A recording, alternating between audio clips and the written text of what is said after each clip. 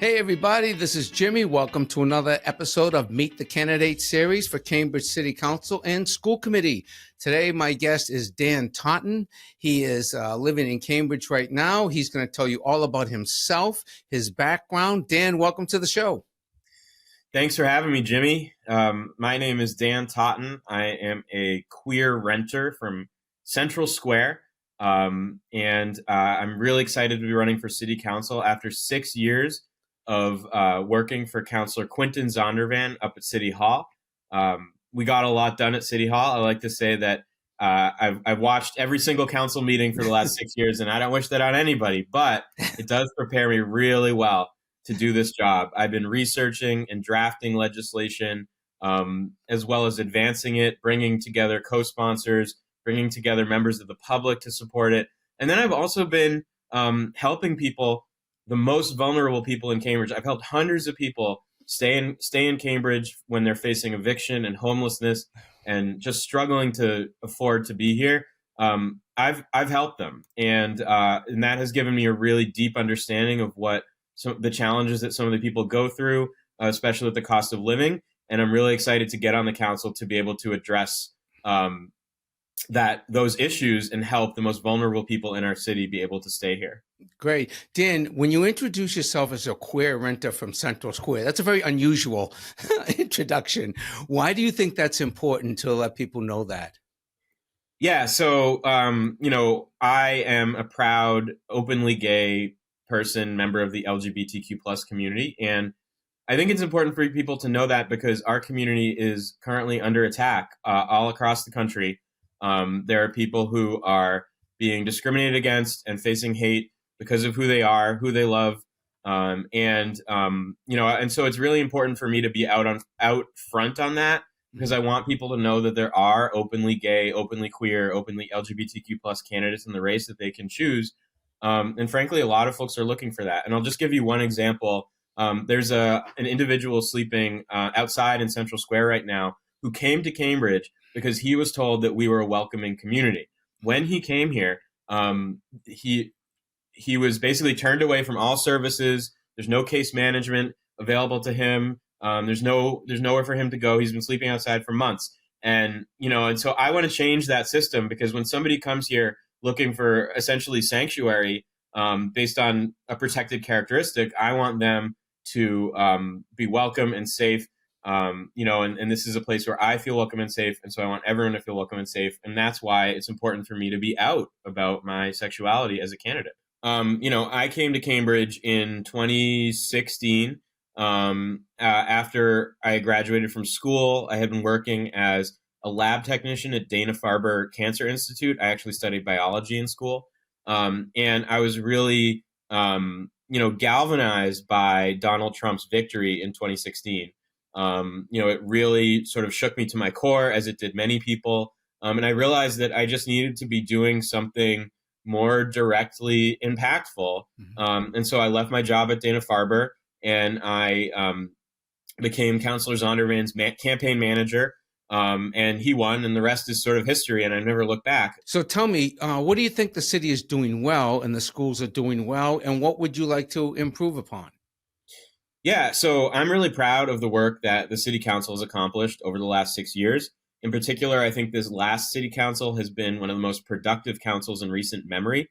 We made it easier to build affordable housing in every neighborhood of the city. We passed the Green New Deal for Cambridge, which is some of the most strong climate legislation of any municipality in the entire city. We raised linkage fees on commercial development, which will generate millions of dollars for affordable housing construction. And that's just a snippet. There's a million things that we did. Mm-hmm. And I'm really proud to have been the to have staffed a co-chair of the ordinance committee this past year. And so I was central to a lot of that work. I think there's a lot that we're doing well. And I think that the current council, which is the most diverse council that the city has ever had in its history, can be proud. In terms of where we fall short, I do want to go back to homelessness, right? Because the city refuses to spend local tax dollars on homelessness. It sees it as a regional issue. These people, they say these people are transient. They're not really Cambridge residents. And they only will take state money if it comes down to us, but we're not going to spend local dollars. That to me is unacceptable. We have a public health crisis in Central Square.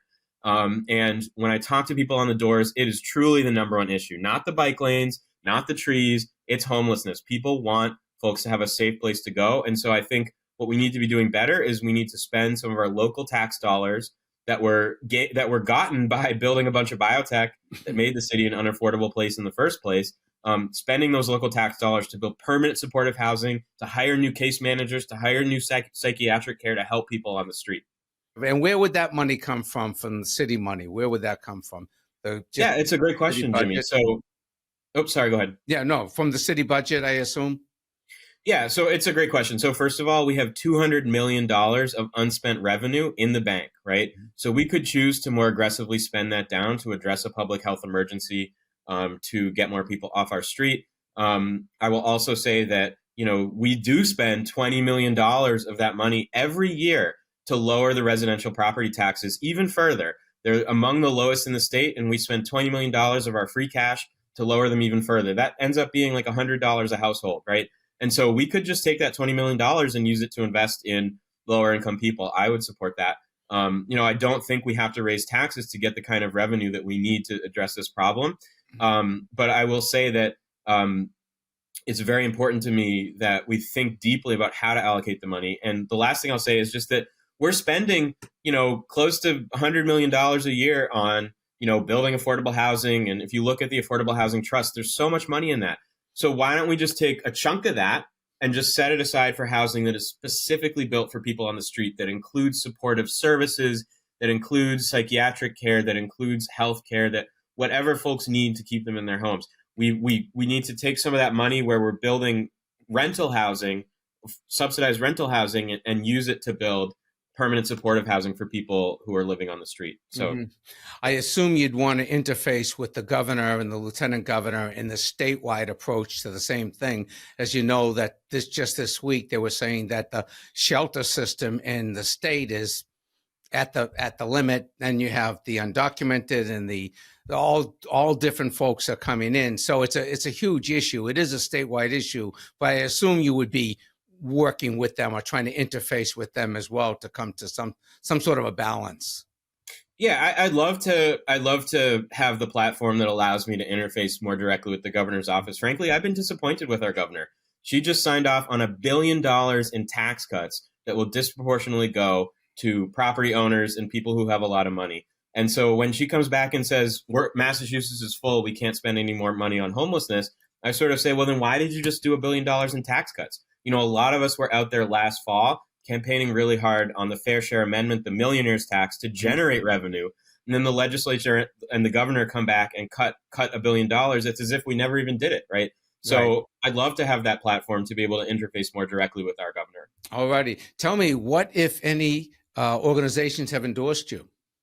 Yeah, so there's a whole list, from the UAW auto workers to the Cambridge Residents Alliance to Sunrise Cambridge. I have the sole endorsement of the youth climate movement in our city. I'm really, really proud of the organizations that have endorsed me. They're grassroots leaders in our community. I don't want to rattle off the whole list because it would be overwhelming, but I will also say State Rep Mike Connolly has endorsed me, and Mayor Sumbul Siddiqui, in addition to Councillor Quinton Zondervan. Great. And tell me, when it comes to support community input, I know a lot of people were a little bit surprised with the bike lanes, and some people were surprised about the housing override, etc. Do you support community input on those issues of housing and transportation and the bike lanes? And do you think those things are open to tweaks or modification, or do you think it's pretty much settled law the way it is? Yeah, of course I support community input, and there has been community input. Right. I've attended these meetings. I attended the meeting at the Graham and Park School where there were like 100 people in the audience. Right. So like the community has given input. But I think that these laws are intended to benefit vulnerable people. In the case of affordable housing, we're talking about asking people to put up with slightly taller buildings in their neighborhood so that more low income people can live here. And frankly, I think the concerns that people have raised are selfish and unfounded and based on a disinformation campaign that the CCC has been spreading. And I think it's unfortunate that a lot of people have fallen for that. But the truth is we're just trying to get more affordable housing in our neighborhoods. And that should be something that everybody can get behind. And then on the bikes, yeah, I understand that people feel inconvenienced, but I just don't want people to die. Right? I don't want to get home to hearing that a friend of mine got hit by a car and died. Mhm. And so, I think, again, safety is more important than perceived inconvenience. And, there's no evidence that the bike lanes have had a negative impact on our businesses. Robert Skandarian was complaining 6 years ago when they put the bike lane in on Cambridge Street. He said he was going to be out of business. 6 years later, Skandarian is still there. You can still go get your pharmacy, and things have worked out okay. Right. Tell me, do you think that the bikers should be, I'm a biker myself and I drive. Do you think they should be held to the same standards as cars in terms of red lights and traffic? Do you I see a lot of the motorized bikes in the bike lanes. You see some things that could pass as motorcycles in the bike lanes. I mean, do you think that the whole approach to the biking and the bike lanes are open for further consideration around some of these things to protect public safety? Yeah, of course, I think everybody should follow the law. And I do, but I do want to point out that, when cars break the law, which they do very often, that has a much more severe penalty than when a pedestrian or a cyclist breaks the law, because car drivers are literally at the control of a machine that can kill people, right?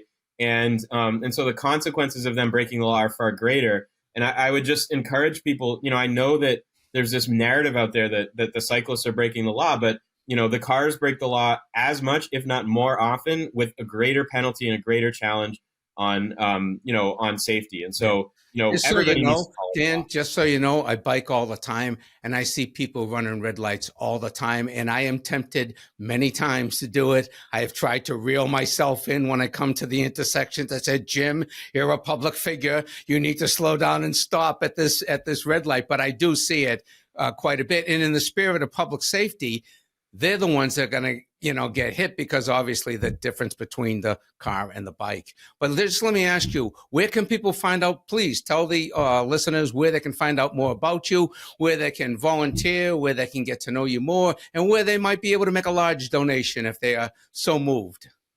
Yeah, absolutely. So my website is danforcambridge.com. I'd love if you check it out. I have a detailed platform. If you want to make a donation or volunteer or anything, danforcambridge.com is the place to go. And please reach out to me. My email is dantottencambridge@gmail.com. And my phone number is 781-234-4793. I'm very responsive. If you have a question, if you have a comment, if you want to yell at me over my position on the bike lanes, I'd love to hear from you either way. So please reach out. And once again, danforcambridge.com. Great. Thank you, Dan. Great meeting you over Zoom. Thank you so much, Jimmy. And Good good to luck. see you.